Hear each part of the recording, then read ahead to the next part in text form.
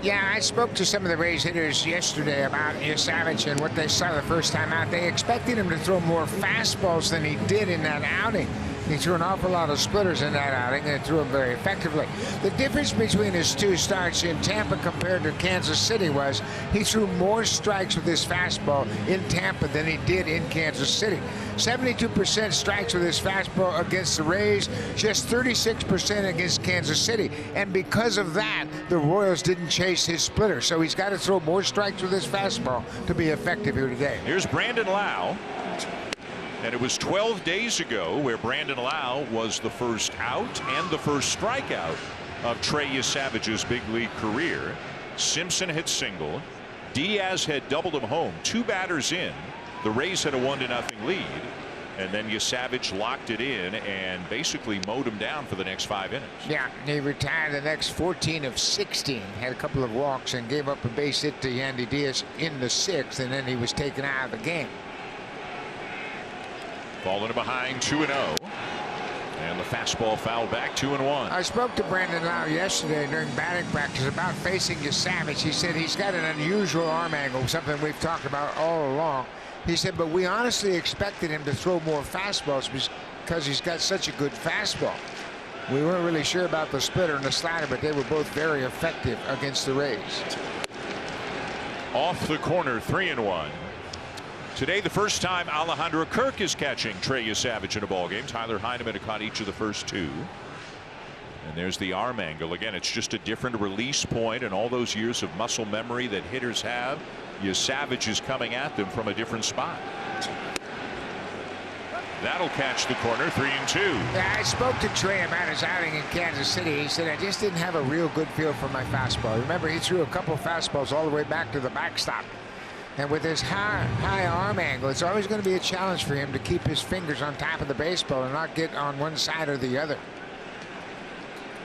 Diaz being held on by Guerrero, not going. And the 3-2 is swung on and missed.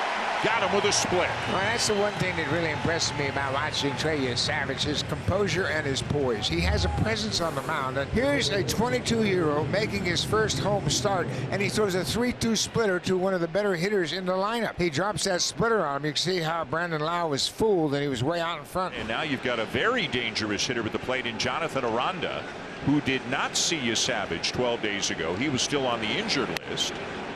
Fractured his wrist, just came off last night.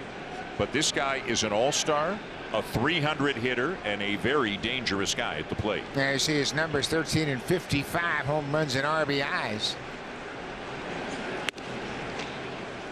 Splitter for a called strike, 1-1.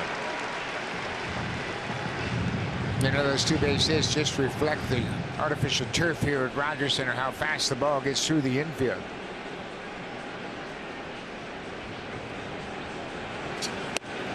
Right down the middle at 96, 1-2.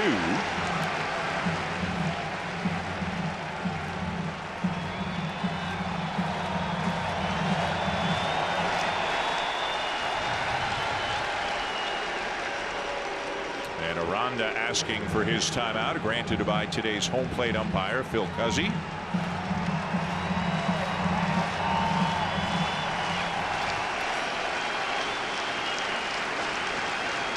Now the 1-2 on the way, and he takes that splitter low, 2-2. You could see the point from Kirk. They wanted it down, but Aranda wouldn't bite.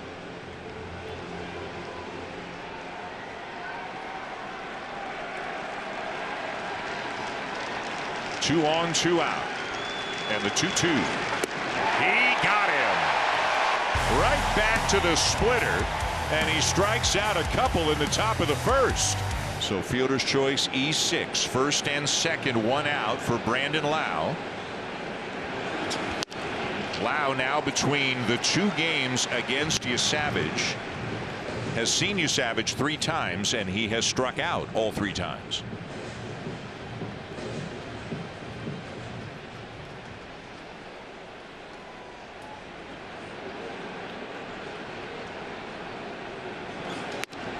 One and one.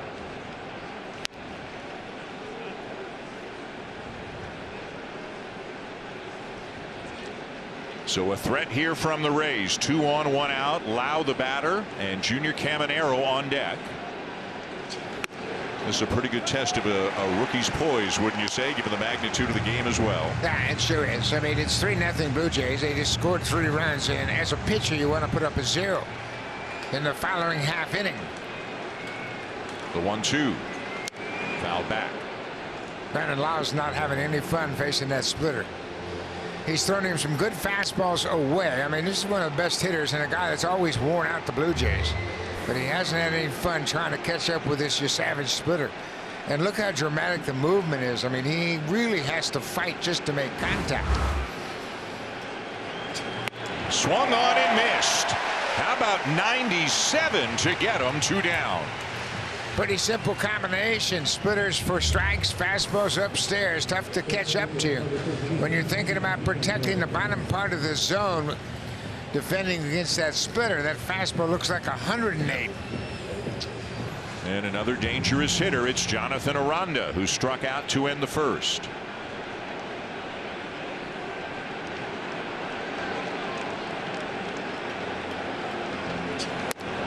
Takes it high, ball 1.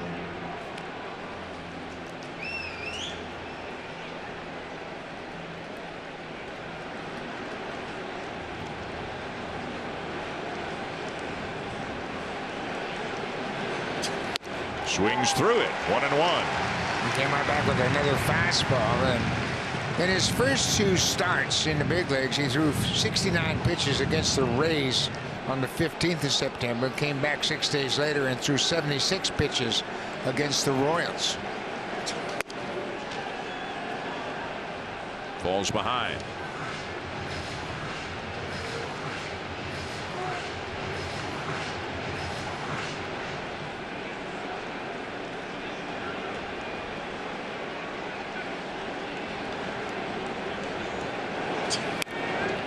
Two and 2.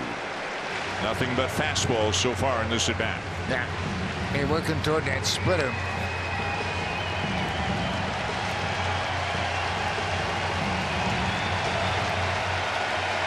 Probably the most noise Yesavage has ever heard when he's been on a mound. Got him! Inside corner with a splitter for strike 3 called.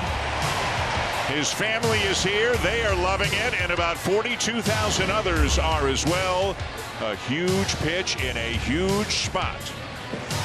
Aranda strikes out, and he gets out of it, stranding the bases loaded. He lifts a fly ball to right center field. Tracking it is Lucas, and he'll make the catch. Simpson will tag, and is in the third, and out! Overslid the bag, and Barger got him. Well, how about the focus on defense all over the diamond for the Blue Jays?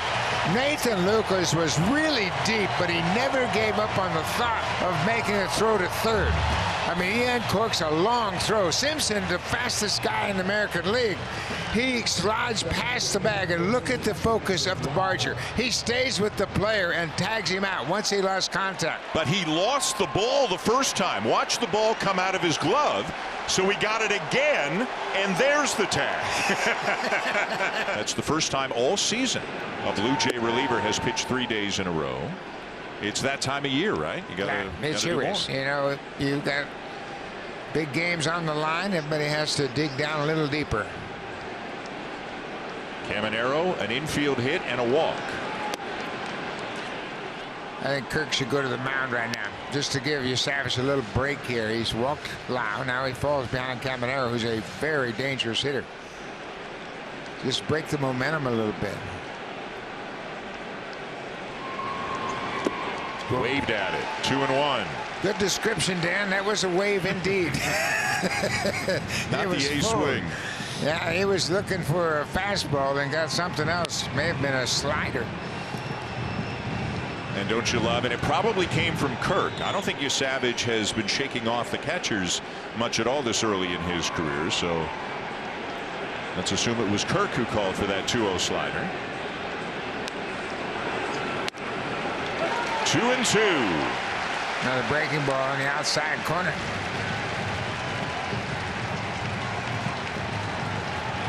Just his third major league start.